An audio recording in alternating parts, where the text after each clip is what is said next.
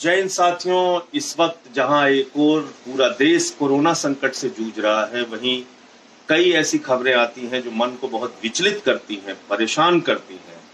और ऐसी ही खबरें कई दिनों से देखने को मिल रही हैं।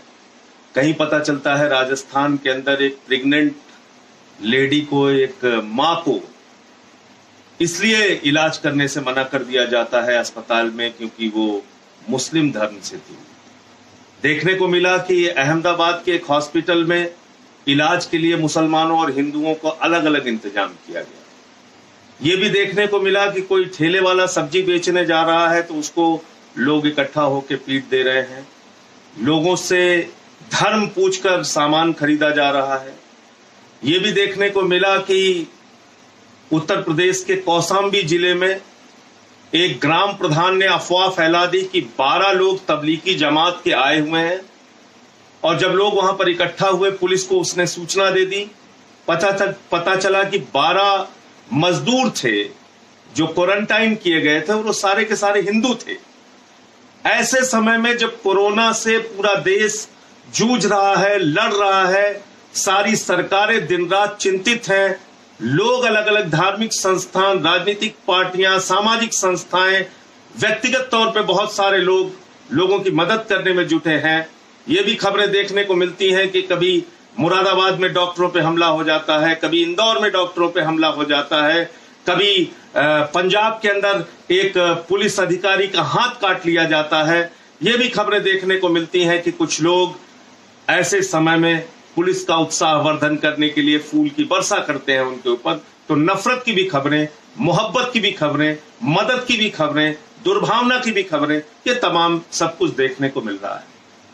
लेकिन मैं आपसे सिर्फ इतना कहना चाहता हूं कि अगर इस बीमारी से हम लोग जीत सकते हैं, अगर हम इस बीमारी को हरा सकते हैं, तो सिर्फ और सिर्फ अपनी एकता के दम पर, सिर्फ और सिर्फ 130 करोड़ हिंदुस्तानियों के संकल्प से एक साथ आकर, एक साथ मिलकर एक दूसरे की मदद करके हम इस बीमारी से लड़ सकते हैं और इसको हरा सकते हैं।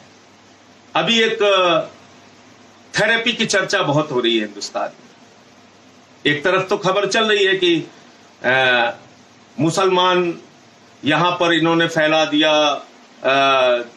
कुछ विशेष सोच और विचार के लोग ये फैलाने की कोशिश कर रहे हैं कि मुसलमानों ने ये पूरा देश के अंदर कोरोना फैला दिया, मुसलमानों ने कोरोना फैला दिया। लेकिन इस बीच कुछ खबरें ऐसी भी आती हैं जिससे हमको सबक लेने की और सीख लेने की जरूरत है। एक खबर आई कि प्लाज्मा थेरेपी के जरिए कोरोना के गंभीर मरीजों का इलाज संभव है। प्लाज्मा थेरेपी के जरिए जो मरीज वेंटिलेटर पे हैं, जो जीवन मौत से जूझ रहे हैं, उनका इलाज संभव है।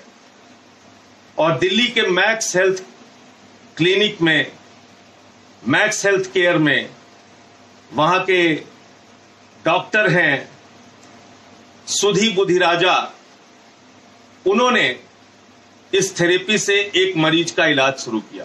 मैं वो थोड़ा आपके बीच में पढ़ के सुना देना चाहता हूं। ये मैक्स हेल्थ केयर है, इसके क्लिनिकल डायरेक्टर हैं सुदीप बुधिराजा, डॉक्टर सुदीप बुधिराजा। इन्होंने प्लाज्मा थेरेपी का इस्तेमाल करके एक मरीज का इलाज शुरू किया और उसकी हालत में काफी हद तक सुधार हुआ है। और डॉक्टर साहब का कहना है कि वो मरीज जल्द ही वेंटिलेटर से हटा लिया जाएगा। 1-2 दिन के अंदर अब उसको वेंटिलेटर की जरूरत नहीं पड़ेगी। उसके स्वास्थ्य में इतनी तेजी के साथ सुधार हो रहा है। लेकिन ये प्लाज्मा थेरेपी है क्या? ये प्लाज्मा थेरेपी जिसकी चर्चा आज पूरी दुनिया में हो रही है, वो कोरोना संकट से लड़ने के लिए एक सबसे सटीक जरिया बन रहा है। प्लाज्मा थेरेपी एक सटीक इलाज बन रहा है। प्लाज्मा थेरेपी 100% इस पर कोई दावा नहीं कर सकता, लेकिन फिर भी इसमेइसमें काफी हद तक इलाज करने में सफलता मिल रही है कोरोना के गंभीर मरीजों को। प्लाज्मा थेरेपी के जरिए गंभीर से गंभीर मरीजों का इलाज शुरू होगा और वो ठीक किए जा सकते हैं, ऐसा डॉक्टरों का दावा है। प्लाज्मा थेरेपी वो है कि अगर कोई व्यक्ति कोरोना संक्रमण से ग्रसित हो जाता है, अगर कोई व्यक्ति कोरोना का पॉजिटिव हो जाता है, अगर किसी व्यक्ति को कोरोना हो जाता है, उसके बाद अगर उसका वो ठीक हो जाता है इलाज के बाद, तो उसके जरिए उसके शरीर में एक एंटीबॉडी डेवलप होता है, उसके शरीर के अंदर एक एंटीबॉडी डेवलप होता है।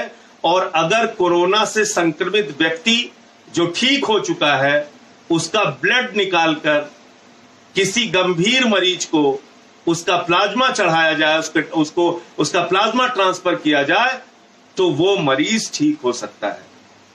यानी आप समझ गए, अगर कोई कोरोना पॉजिटिव का केस है, वो ठीक हो चुका है, तो उसके शरीर का ब्लड लेके उससे प्लाज्मा निकालकर अगर किसी गंभीर कोरोना के मरीज को ट्रांसफर किया जाता है तो वो ठीक हो सकता है, उसका इलाज संभव है, उसके स्वास्थ्य में तेजी से बदलाव आ सकता है।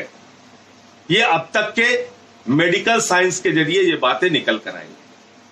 तो आप कल्पना कीजिए कि पूरे देश में जो पॉजिटिव केसेस हो रहे हैं, जो लोग अफवाह फैलाते हैं, अगर उनकी भी बात मान लिया जाए कि मुसलमानों के ज्यादा पॉजिटिव केसेस हो रहे हैं, अगर वो पॉजिटिव केसेस ठीक होते हैं, उनके खून की जरूरत पड़ेगी और उन्हीं के खून से दूसरे मरीजों का इलाज संभव हो पाएगा, क्या ऐसे समय में उनके प्रति नफरत फैलाना कोई अच्छी बात है?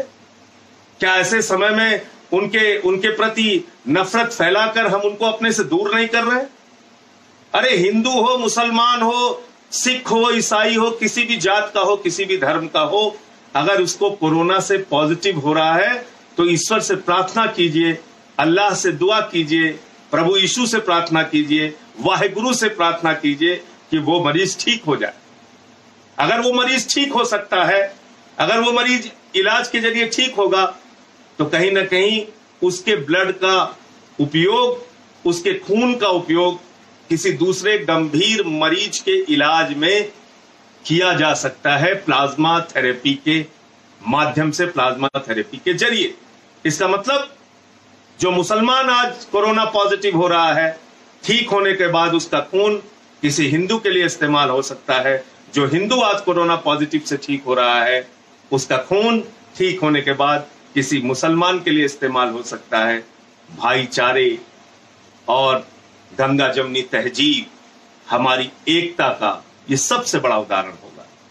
इसलिए साथियों और दोस्तों, आप लोगों से निवेदन है, ये काम बंद कीजिए और ऐसा करने वाले हर व्यक्ति का खुलकर विरोध कीजिए जो किसी ठेले वाले को, किसी सब्जी वाले को, किसी सामान बेचने वाले को, किसी छोटी मोटी दुकान करने वाले मुसलमान को ये कहकर परेशान करते हैं और उसका सामान फेंक देते हैं या उसके यहां से खरीदारी करना बंद कर देते हैं क्योंकि वो मुसलमान है। या फिर उन लोगों के भी विरोध में अपने स्वर बुलंद कीजिए जो लोग धर्म देखकर इलाज करते हैं, ये जानने के बाद कि ये मुसलमान है, उसका इलाज करने से अपना हाथ पीछे खींचते हैं। ये हमारी संस्कृति नहीं है, ये हमारी सभ्यता नहीं है, ये हिंदुस्तान की पहचान नहीं है।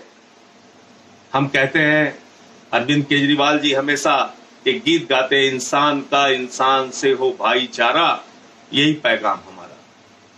हिंदुस्तान की गंगा जमनी तहजीब की यही पहचान है, हमारी एकता, हमारे भाईचारे की यही पहचान है।